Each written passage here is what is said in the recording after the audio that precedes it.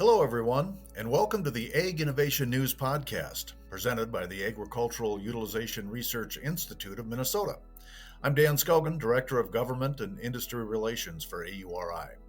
Now, guests on the Ag Innovation News Podcast will shed light on innovations in value-added agriculture, highlight important voices and work that's being done throughout the Minnesota ag sector, and educate the public about resources and organizations that support Minnesota agriculture.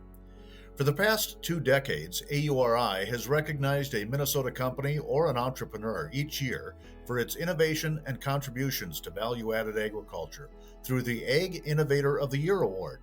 Companies are chosen based on a number of criteria, including uniqueness of product, commercialization potential, and overall potential to impact the industry in which they operate. Past winners have come from as far afield as food companies, bioplastic innovators, and fire suppression products utilizing ag residue. The one thing they all share in common is their being part of Minnesota's vibrant value-added agriculture ecosystem. Recently, AURI announced its latest Ag Innovator of the Year Award winner, Agricultural Innovators LLC, for their value-added fertilizer products. And today, this podcast is pleased to bring you a very special individual behind the award-winning innovation. Now, it's a brother team, Adam and Michael Asmus. We weren't able to have Michael join us today, so Adam's going to tell the story about their ag innovation, their business, and their farming history. And I think they just have a great story to tell about ag innovation on a family farm right here in Minnesota.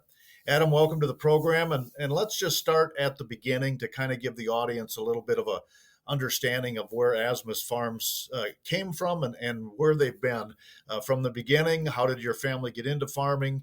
What was that path from then to now? And how did it impact or lead you to your Ag Innovator of the Year award-winning product? Thanks for doing this with us. Great to be on with you. Our family kind of has had a history of innovation since the beginning of our family farm. We started on our site here in 1910. History of going back for farming, at least as far as we can tell, back from when our ancestors came over from Prussia back in the 1860s. So we've been farming for a long time. But one of the things unique about our farm is that we've always tried to be as close on the leading edge of ag technology as we possibly can and looking at things a little bit differently. My great-grandfather was raising purebred Holsteins for a long time, to the point where I believe right before his passing, they were looking at working with the University of Minnesota for some breeding programs. And then into the 1960s, the family really focused on commercial egg production. That's kind of the beginning point at that point. And so at that point in time, commercial egg production wasn't really a thing. Everyone had backyard flocks. So there wasn't really a need for that, but they figured that just due to growing population, that there would be an increased demand and less people would be growing, having their own backyard flocks. And people at the time, and at least in the area, kind of called them a little bit crazy, but it obviously has worked out for us because due to that focus on eggs, starting in the 60s and then really getting into it into the 1990s, allowed for us to kind of look at things differently and to be able to create the products that we're, kind of talking about today, being able to take, kind of a bio waste product from the animals byproduct and be able to turn it into a great fertilizer with AURI's help. And I want to circle back to that, Adam, where we came up with the fertilizer product and where you're going with that in the markets. But it's a giant step from raising cattle to raising eggs. That's quite an innovation. To make the ship turn like that is really quite remarkable. It was a slow process. We were, it was a very traditional farm up until, the 1950s, where we had everything from milking cows, steer, hogs, chickens, ducks, sheep. I mean, we did a lot of everything. And I think it was more so just that turn for going away from dairy, going away from cows and into poultry was really the big shift. Honestly, that's something I haven't asked my grandfather as to why they did that. Obviously, we know that working with dairy is extremely time-consuming and it's hard work. So doing over into poultry and hogs to a degree must have been a natural shift for them. And then just increasing the number of animals that we had on hand when my grandfather and his brother, when they split the business. It's actually kind of ironic because my great uncle took the original 2 barns that they had built on their farm site, and that's what he got when they split the farm. And my grandfather got the land, and so then he kind of built his own egg barn in 1981, I believe, was when they really put in the first real big one beyond what they had already had previously. And that was, I believe, 9,000 hens at the time. And obviously, even in the early 80s, that was quite the operation. And so, yeah, it's been just kind of a steady increase ever since, and been quite the transition for us. And particularly when we did our 2013 expansion, which is when we started doing the drying of the manure, and really we ended up tripling our size. That was big shift. And we also increased our technology. We have a robotic automated palletizer, and so we've tried to increase automation and try to stay on the leading edge for technology when it comes to animal husbandry. Is it still, in your opinion, a family farm? Oh, absolutely. Our grandfather still works almost every day out here on the farm. His hours are a lot less than they used to be, but he's very active in the farm. Both my parents are active in it. Well, obviously Michael and myself are active in it. I have two young boys, and I'll bring them out to the farm, and they can kind of help play around and work a little bit. It definitely is a family farm. I mean, obviously things have shifted, and we've gotten more commercialized, but it's absolutely still a family farm. So when you won the Ag Innovator of the Year award, we heard two different company names being bantered about: the Agricultural Innovation LLC and then the High Island Organics. Explain to our listeners today a little bit about the difference between those two companies, if there is a difference, or why the two names. Yeah, absolutely. So our legal entity is Agricultural Innovations LLC, and that was kind of chosen as kind of an umbrella type business name. We knew we were going to be doing the fertilizer, but we weren't sure what other sort of products we might make or things we might sell. So we wanted kind of a good general name that kind of encompassed how we felt about our company and where we wanted to go with this, particular branch of our kind of family business. High Island Organics is a unique one. Our father came up with the name High Island Organics in that it's kind of an homage to one of the local watersheds that we have, the High Island Creek watershed. And that's been one of those that kind of passes right near our farm and has been, obviously heavily impacted by potential agricultural runoff. And it's been a local point of work for kind of making sure that the waterways are kept clean. And so we took that name, High Island, and wanted to utilize that kind of as a homage to the waters and the soil in the area, because that's kind of what we wanted to do, is protect the soil and the water as best we can. And by changing how we handle the manure and the animal waste, that we can really do that with our product. I think it's a great story. Tell us about the product itself that actually got our attention and led to the award, the High Island Organic Fertilizer. How'd that come to be? It was kind of almost a necessity for us to make the product. When we did our large expansion back in 2013, our farm tripled in size. And so when it triples in size, we have 3 times as much animal waste to take care of. And knowing that, we needed to find a way to change how we were doing it, because you can only transport raw manure so far before it becomes really prohibitively expensive. And this was even before there was a big push for farmers to start using more manures on their soil.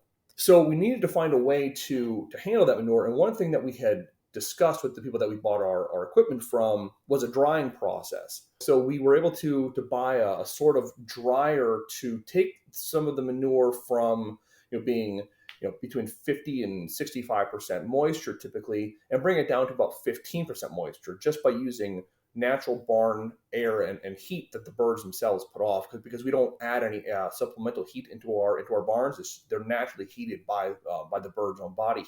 We were able to take that and dry it down, and that was great. But the problem was that when we did that, we removed a lot of the mass from the manure, but we didn't remove any of the volume. So we had a very bulky product that was very difficult to move. So the next logical step was to try to find a way to make it easier to transport. And so we started digging a lot into how we can densify the product. And through that, we also realized we needed to dry it down a little bit further.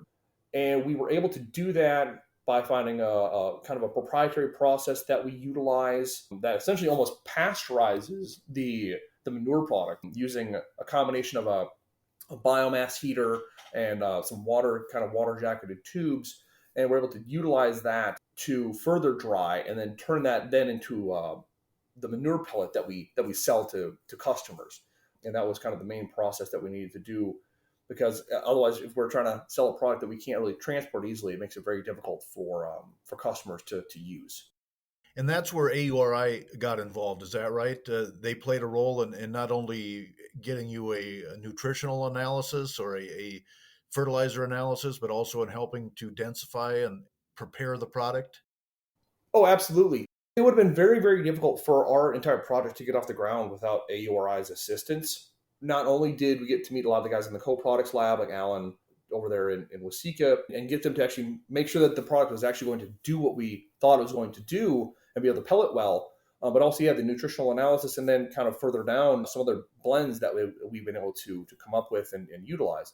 But yeah, without AURI's assistance, it would have been completely almost impossible for this entire project to get off the ground. The technical assistance that AURI offered, especially at the start, was critical. One of the main things that AURI was able to do for us was by running a bunch of samples, they were able to find the proper dye compression ratio, which is a little bit inside baseball, but able to find us the proper setting that we need to purchase the proper equipment to actually make a good quality pellet. And had we not been able to do that, we would have had to try to find some private entity that maybe would have been able to do that. But even the people that we ended up purchasing the mill from and other companies that we looked at finding our pellet mill from weren't necessarily willing to do that for us. We needed to have that information ahead of time. And so the only way that we were able to even get that was by AURI essentially running the tests for us to figure out what actually was going to work for us to be able to have us put out a really great quality product. And obviously, AURI did the pilot work, and then was scale up relatively easy after that? And do you do it right there at the farm, or do you have the product processed somewhere else? First part, it was fairly easy for us to do that. AURI did do the pilot runs for us, and that worked out exceptionally well. And actually, even at that point in time, we had some discussions on additional products, and they were able to run those as well and kind of get us some information regarding potential other products that we could market and sell. We do everything on site on our farm here. So we take the manure, we dry it down, we kind of further process and heat treat it, and we do all the pelleting and production here on our farm, and we also do all of the bagging for both the retail size and for the larger super sack size product. I want to talk more about some of the value added products that you're producing, but I want to remind our listeners that you're listening to the Ag Innovation News Podcast. And today we're talking with the 2023 winners of the Ag Innovator of the Year Award, Adam and Michael Asmus from the Agricultural Innovations LLC. We're not able to have Michael with us today, but Adam has been kind enough to spend some time with us on the Ag Innovation News Podcast. So, Adam, let's go back to value added, because AURI certainly is involved in that. I understand this fertilizer is a value added product, obviously. Are you finding new uses for poultry litter in other areas? Are you making other products at this time in your production process? Yeah, we are actually. AURI just recently ran a couple of pilot runs for us on two new products that we'll be launching here. That we have launched: a garden vegetable blend, which is a 444, and a lawn care blend, an organic lawn care blend, which is a 721. That was really a critical part for us for increasing our market share, or working to increase our market share in the organic fertilizer space. It has really been a big help for us to have them as a resource, AURI as a resource. We're always looking at alternate ways of utilizing the poultry manure. I mean, obviously it's a bit limited on what we can do with it, but we're trying to maximize what we can do with the product as most as we can, and really try to find other ways to add value to the product, and then also to kind of add value for the consumer and try to increase the overall market share for a Minnesota-made product. It comes to me as I'm listening to you answer that question that although you're in the egg business, you are in the poultry business. And how affected are you by avian influenza? We've been very lucky and very blessed to not have any major impacts of avian influenza on our farm, both from this year and from the 2015 outbreak. We've been very lucky in that regard. A number of people that we have worked with have been impacted by it. And that was a major fear, particularly into last year, that we would potentially come down with it. Luckily, we have not. Pretty common question asked by most folks who pay attention to agricultural news and where food comes from. It's been a little bit nerve-wracking, and we'll see how the spring takes us if we get another flare-up and how things go. But luckily, no, we've been unscathed so far, knock on wood. Adam, recently our executive director was quoted as saying that the forward looking vision at Agricultural Innovations to create a circular approach utilizing their livestock co product was notable because it also looked at gaps and opportunities which resulted in creating specific fertilizer applications for different plants and uses. Tell our listeners a little more about that circular approach and some of the gaps that were identified as you worked through this process. We try not to let anything go to waste. Every single product has value. And so I think for that in particular, the origin of trying to find every single use for a product really kind of harkens back to kind of the old fashioned way of looking at things where, when it comes to, utilizing an animal, you try to use every single piece of the animal as best you can, including the waste. And so for us, we've looked at trying to use our manure as a heat source, which we did for a little bit, and it didn't work out as well as we'd like to. But by trying to complete the circle for the utilization of our products, we're always looking for alternate ways of trying to make sure that we're not letting anything go to waste. So we're always trying to take a different look at how we're utilizing the product or where we're using the product, whether it be from, for the eggs or for fertilizer itself or for our biochar product. We're always trying to make sure that we're using everything that we can out of the animals to the maximum extent. So that's kind of our entire philosophy as a company and as a family. You're either putting it back into the farm itself or you're getting it into the product that you're putting out. Is that fair to say? Yeah, absolutely. Adam, we often work, AURI does, with multi generational family businesses, but seldom or rarely is it siblings who are running a company together. What's that dynamic like? And give our listeners a little bit of a inside of baseball as how it plays out on decision making and how your business is kind of set up. It is a unique situation. Obviously, I mean, we had a lot of financial assistance through the farm. Our parents are part owners in the company as well. But Michael and I run all the day-to-day operations. I guess the nice thing that works for us is that we have different skill sets and different strengths, and our strengths play off of each other pretty well. I am a bit more of the sales and operations side of things. So, I mean, I do a lot of the actual operations of we're making the product and doing a lot of the sales stuff. Michael handles a lot of the marketing and the administrative work that needs to be done, of creating the kind of the systems and the processes by which we handle that. Parents kind of do a little bit of oversight, but generally speaking, we're running this thing just ourselves. And so I think our different ways of looking at things surprisingly don't really create any tension because we kind of have a very similar goal and a very similar outlook on how we want the company to run and where we want the company to go. I mean, obviously, we'll have disagreements, but generally speaking, we can always find some sort of compromise. Generally speaking, just have a similar approach to how we want this company to grow. So surprisingly enough, we don't really have any major problems or major disagreements when it comes to running the business. It works out really, really well. And it's great to be able to work with my brother pretty much every day to make the company great. Are you online sales, retail sales? Where do people find you most often? We do have a number of brick and mortar retailers that we're working with. We're always looking to expand that network of folks. I think we have 31 stores across 4 different states, mainly focused in Minnesota. But we also do offer online e-commerce sales through our website.